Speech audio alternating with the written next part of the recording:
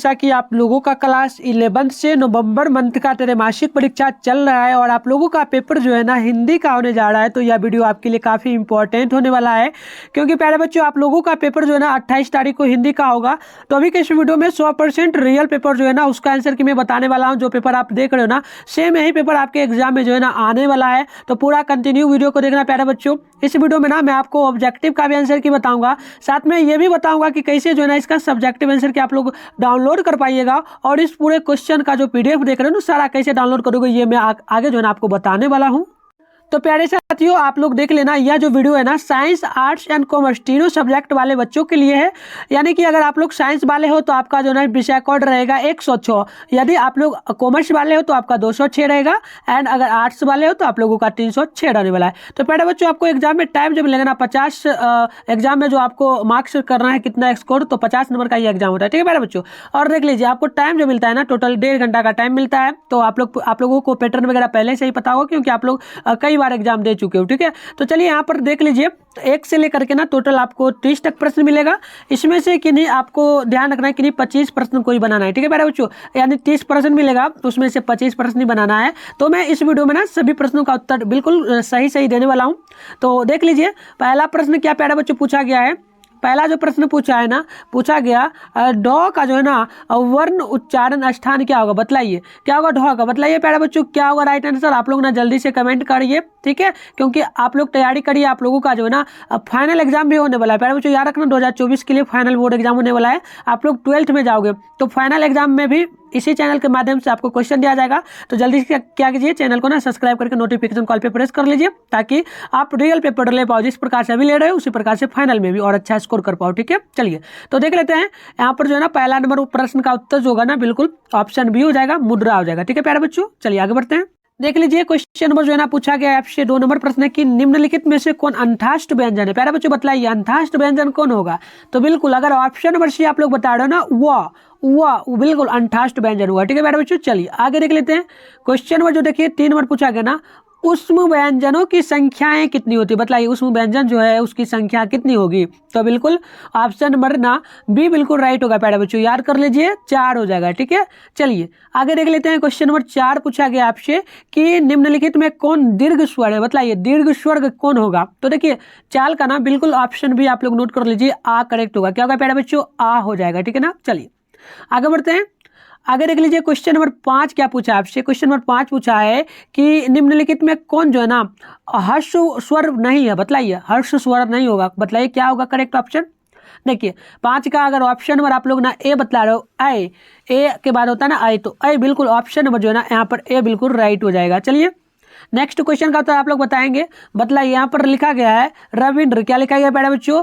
रविंद्र में जो है ना किस प्रकार का संधि विच्छेद होगा रविंद्र का, बताइए क्या राइट आंसर होगा इसका। चलिए बिल्कुल अगर आप लोग 6 नंबर का ऑप्शन ए बतला रहे हो रवि प्लस इंद्र, तो बिल्कुल ऑप्शन ए करेक्ट हो जाएगा। तो नोट कर लीजिए, ठीक है ना। चलिए आगे देखिए क्वेश्चन नंबर 7 आपसे पूछा गया है क्या प्यारे बच्चों। तो पूछा गया है यदु अष्टव, ठीक है ना, इस प्रकार से लिखा गया है प्यारे बच्चों। देख लीजिए यदु अष्टव जो है ना इसका जो संधि विच्छेद क्या होगा, बताइए आप लोग जल्दी से कमेंट बॉक्स में। ठीक है ना प्यारे बच्चों, क्या बता रहे हो आप लोग, कमेंट करो जल्दी से। ठीक है ना, चलो 7 का देख लेते हैं। तो बिल्कुल ऑप्शन नंबर आप लोगों ने क्या बताया, यदु प्लस उत्सया। तो बिल्कुल ऑप्शन नंबर जो है ना बी यहाँ पर बिल्कुल राइट हो जाएगा। चलिए आगे देख लेते हैं।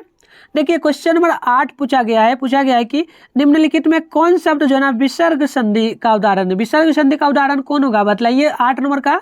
तो बिल्कुल ऑप्शन नंबर डी होगा यशोदा। क्या हो जाएगा प्यारे बच्चों, तो यशोदा, याद रखिएगा क्या हो जाएगा, तो यशोदा। ठीक है ना, बिल्कुल ऑप्शन नंबर डी राइट होगा। चलिए आगे देखिए क्वेश्चन नंबर 9 नंबर पूछा गया है प्यारे बच्चों कि ठीक है ना वागीज, ठीक है ना, वागीज का संधि विच्छेद क्या होगा। बताइए प्यारे बच्चों क्या राइट आंसर होगा। तो देखो ऑप्शन सी राइट होगा, वाक प्लस इस, यानी ऑप्शन सी बिल्कुल राइट होगा। ठीक है ना, चलिए आगे देख लीजिए। आगे क्वेश्चन नंबर पूछा है 10 पूछा निम्नलिखित में कौन जो है ना उत्सव शब्द है। ठीक है प्यारे बच्चों, तो बताइए क्या राइट आंसर होगा। तो देखिए 10 का ना ऑप्शन डी होगा अशु। ठीक है, चलिए ऑप्शन नंबर डी बिल्कुल राइट होगा। चलिए आगे देख लीजिए क्वेश्चन नंबर 11 पूछा है निम्नलिखित में कौन जो है ना देशज शब्द है। देशज शब्द क्या है प्यारे बच्चों। तो देखिए देशज शब्द जो है ना यह कटोरा हो जाएगा। क्या हो जाएगा, कटोरा, बिल्कुल राइट होगा। चलिए आगे देख लेते हैं।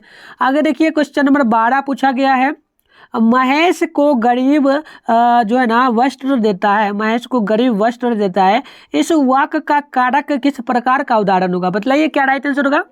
देखिए बिल्कुल ऑप्शन नंबर जो है ना यहाँ पर कर्म कर्म कर रहा है, ठीक है ना। महेश जो है, महेश को कोई वस्त्र दे रहा है, यानी कि वो अपना कर्म कर रहा है, तो बिल्कुल ऑप्शन ए बिल्कुल राइट होगा। ठीक है, चलिए आगे बढ़ते हैं। देख लीजिए क्वेश्चन नंबर पूछा गया है 13 नंबर की, पानी में कुछ गिरा है, पानी में जो ना कुछ गिरा है, तो बताइए यह किस सर्वनाम का उदाहरण होगा? तो बिल्कुल ऑप्शन नंबर ना आप लोग 13 का भी नोट कर लीजिए, यह जो है ना अनिश्चयवाचक का हो जाएगा। ठीक है, चलिए आगे देख लीजिए।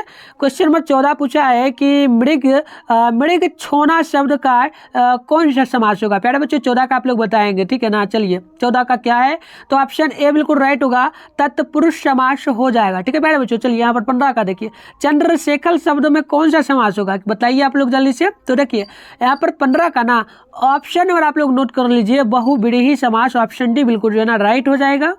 चलिए प्यारे बच्चों यहाँ पर देख लीजिए 16 का देखिए, ये जो मैंने बता दिया चंद्रशेखर में बहुव्रीहि, तो 16 का बताया ना दिया। देखिए मैं पढ़ देता हूँ, लिखा है यह मकान गिर रहा है। ठीक है, 16 नंबर क्वेश्चन है, यह मकान गिर रहा है, इस वाक्य में कौन विशेषण है? प्यारे बच्चों बताइए, क्वालिटी बना लीजिएगा, अगर आप लोगों को क्वेश्चन ना दिखे तो क्वालिटी आप लोग थोड़ा ना बना लीजिएगा, तब अच्छे से दिखेगा। ठीक है, वैसे मैं पढ़ दिया हूँ। ठीक है, तो देखो 16 का बिल्कुल ऑप्शन डी होगा, या जो है ना क्या होगा, सर्वनामिक हो जाएगा, सर्वनामिक राइट होगा ऑप्शन डी। ठीक है, चलिए आगे देख लीजिए। क्वेश्चन नंबर 17 पूछा है कि पूष की रात, पूष की रात शीर्षक पाठ की विधा किस प्रकार की है, यानी किस विधा में लिखी गई है पूष की रात जो है? प्यारे बच्चों बताइए। तो देखिए 17 का ना ऑप्शन नंबर सी बिल्कुल राइट होगा, ये कहानी में लिखी गई है।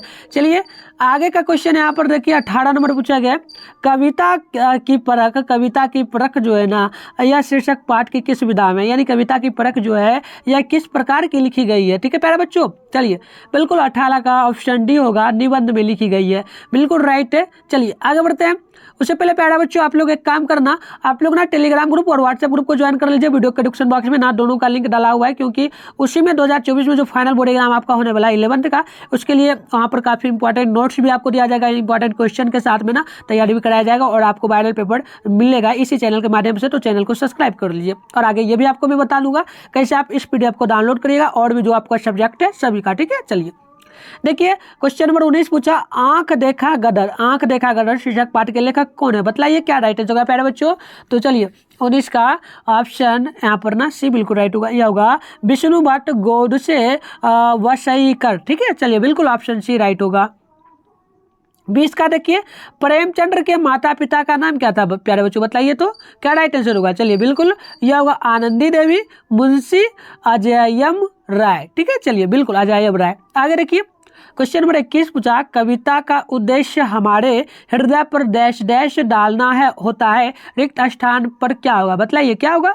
चलिए बिल्कुल 21 का ऑप्शन भी होगा, प्रभाव डालता है। क्या डालता है प्यारे बच्चों? तो प्रभाव डालता है ना। चलिए 22 नंबर क्वेश्चन देखिए पूछा, झांसी की रानी लक्ष्मीबाई का वर्णन किस पाठ में वर्णित है? ठीक है ना, चलिए 22 का ऑप्शन नंबर ए नोट कर लीजिए, कविता की परख में, यानी कि ऑप्शन नंबर जो है ना ए बिल्कुल राइट हो जाएगा। चलिए आगे बढ़ते हैं। तो प्यारे बच्चों यदि आप लोगों को ना पेपर डाउनलोड करना है तो इसके लिए आप लोग गूगल या फिर क्रोम को ओपन कर लेंगे। ठीक है, उसके बाद आप लोगों को यहाँ पर सर्च बार के आइकन में आना है, और अभी जो आप लोग चैनल का नाम देख रहे हो ना प्यारे बच्चों, सिर्फ उतना ही आपको यहाँ पर ना आकर के सर्च कर लेना है, मिठुन स्टडी सेंटर। ठीक है, सर्च कर लीजिए, इस टाइप से देख लीजिए, सर्च कीजिएगा ना तो देख लीजिए पहले मैं क्या सर्च किया प्यारे बच्चों, मिठुन स्टडी सेंटर, इतना ही सर्च करना है। इसके बाद थोड़ा सा स्क्रॉल डाउन करके ऊपर आना है। ठीक है, तो देखो यहाँ पर ना आपको फर्स्ट में ही प्यारे बच्चों एक दिखाई देगा मिठुन स्टडी सेंटर का। ठीक है, देखो यहाँ पर आपको दिखाई देगा फर्स्ट में ही पेज, तो आपको क्या करना है, इस पे देख लीजिए, ये मिठुन स्टडी सेंटर का ऑफिशियली वेबसाइट है, आपको इस पर चले आना है। ठीक है, तो मैं क्लिक करके आपको दिखा दूँ कैसे डाउनलोड करना है, तो क्लिक करिएगा तो यह पूरा का पूरा आपके सामने खुल जाएगा। तो प्यारे बच्चों आपके सामने ना इस टाइप से इंटरफेस खुलेगा, देख लेना, ये मिठुन स्टडी सेंटर का ऑफिशियल वेबसाइट है, और इसके बाद आपको ना स्क्रॉल डाउन करके थोड़ा सा नीचे आना है। ठीक है, तो जैसे कि आप लोग नीचे आओगे ना तो आप देखना एक आपको यहाँ पर क्लास 11th का ना सेशन मिलेगा। ठीक है प्यारे बच्चों, और यहाँ पर देख लीजिए लिखा है बिहार बोर्ड 11 नवंबर एग्जाम नवंबर 2023 ओरिजिनल प्रश्न पत्र आंसर की डाउनलोड, तो इस पर आपको क्लिक कर लेना है। जैसे ही क्लिक करेंगे तो इस प्रकार से खुलेगा। अब आपको ना जैसे कि अभी आप देख रहे हो किस सब्जेक्ट सब्जेक्ट का पेपर प्यारे बच्चों, तो हिंदी का। ठीक है, तो देखो साइंस वाले, यदि आप लोग आर्ट्स वाले बच्चे हो तो इस सेशन में आओगे, आपको मिलेगा। अगर आप लोग ना साइंस वाले बच्चे हो तो आप लोग इस सेशन में आओगे, यहाँ पर आपको डाउनलोड बटन का ऑप्शन है। अगर आप लोग कॉमर्स वाले स्टूडेंट हो तो आप लोग यहाँ पर आएंगे। ठीक है, चलिए जैसे कि मैं आपको बता दूं, जैसे मैं साइंस वाले सेशन में आता हूँ और यहाँ पर ना हिंदी का जैसे पेपर लेना है तो हिंदी के लिए यहाँ पर जस्ट सामने डाउनलोड बटन का एक लिंक है, तो इस पर आप लोग क्लिक करना। क्लिक करोगे ना तो ओपन हो जाएगा और यहाँ से आप लोग डाउनलोड कर लेना। तो चलिए प्यारे बच्चों क्वेश्चन नंबर देख लेते हैं। 23 नंबर पूछा गया है, विद्यापति पदावली के संस्थापक कौन है? क्या होगा प्यारे बच्चों? यहाँ पर 23 का उत्तर राइट बतलाइए आप लोग। देखिए यह ना राम वृक्ष बेनीपुरी का होगा, ऑप्शन नंबर डी बिल्कुल राइट होगा। चलिए क्वेश्चन नंबर 24 है, पठित पाठ के प्रथम पद में विद्यापति ने प्रेम के किस पक्ष का चित्रण प्रस्तुत किया है?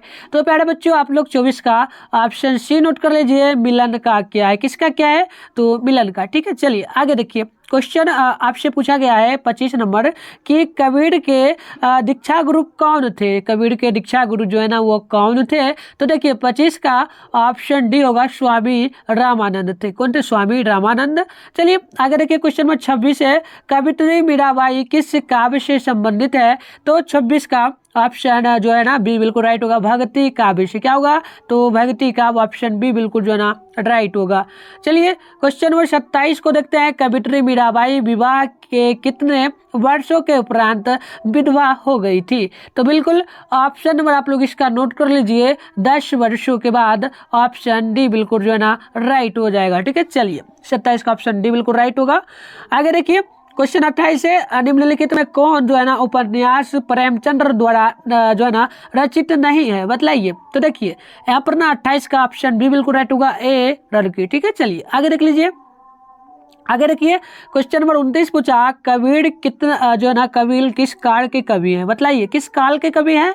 तो देखिए कबीर जी जो थे वो भक्ति काल के कवि थे, यानी कि ऑप्शन बी बिल्कुल जो है ना राइट हो जाएगा। चलिए आगे देखिए क्वेश्चन नंबर 30 पूछा, रामावट संप्रदाय के प्रवर्तक कौन है थे? रामावट के जो है ना प्रवर्तक कौन थे? बतलाइए क्या राइट आंसर होगा? तो बी बिल्कुल राइट होगा, स्वामी रामानंद। तो प्यारे बच्चों टोटल मैंने 30 क्वेश्चन का आंसर बतला दिया। अब देखो सब्जेक्टिव क्वेश्चन के लिए मैंने आपको डाउनलोड करने के लिए भी बता दिया, तो वहाँ से डाउनलोड कर लेना। और मैं आपको बता दूं वहाँ पर अपडेट अभी नहीं किया गया होगा, कर दिया जाएगा, लेकिन आप चेक करते रहना जा करके। और सबसे पहले वीडियो के माध्यम से आपको बताया जाएगा सब्जेक्टिव क्वेश्चन का आंसर की। ठीक है, तो चैनल को उसके लिए सब्सक्राइब करके नोटिफिकेशन कॉल में प्रेस कर लीजिए। और हमारा नंबर भी अगर लेना चाहे तो आप लोग ले लीजिए, 696-98-095 पर नाइसल क्लास 11 लिख करके भेज दीजिएगा। अगर व्हाट्सएप ग्रुप फुल हो जाता है तो मैं आपको लिंक दे दूंगा, ज्वाइन कर लेना। लेकिन टेलीग्राम ग्रुप का लिंक वीडियो के डिस्क्रिप्शन बॉक्स में डाला गया है, यहाँ से भी जाकर के आप ज्वाइन कर सकते हैं। तो चलिए मिलते हैं नेक्स्ट वीडियो में। आप जाते जाते ना वीडियो को लाइक करके एक प्यारा सा कमेंट कर देना, क्या हमारे द्वारा दिया गया सारा प्रश्न आपके एग्जाम में आता है या नहीं। तो चलिए मिलते हैं नेक्स्ट वीडियो में, तब तक के लिए बाय बाय।